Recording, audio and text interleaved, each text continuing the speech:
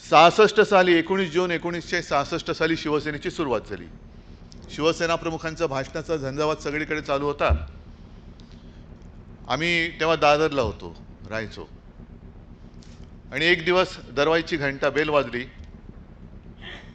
दार उघडल्यानंतर शिवसेना प्रमुखांनी सांगितलेलं एक चांगला तगडा माणूस कुरळे केस समोर उभा.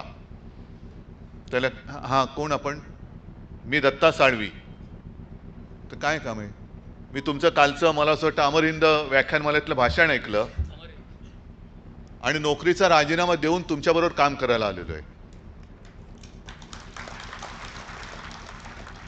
बाळासाहेब म्हणाले की अरे इथे कशाचाच काय पत्ता नाही आणि तुम्ही नोकरी सोडून इकडे आलात. काय नोकरी होती? गिरणीमध्ये जॉबर, बरोबर ना अजित? तर तुम्ही नोकरी सोडून इकडे काहीच नाहीये, काळोख आहे इकडे. कशाला? मी न्याय हक्कासाठी आता शिवसेनेची स्थापना केलेली आहे, अजून कशात काही नाही, आणि तुम्ही सरळ नोकरी, चांगली नोकरी तुमची सोडून आलात. तुला हो म्हणे तुमच्याबरोबर काम करायचंय. आणि आज मी मुद्दामून एवढ्यासाठी नाव घेतलं की जो स्वतःची नोकरी सोडून ज्यांनी अंधारात उडी मारली, त्यांनी भारतीय कामगार सेनेचं नेतृत्व करून हजारो लाखो लोकांच्या आयुष्यात उजेड पाडला. किती जणांना नोकऱ्या मिळवून दिल्या.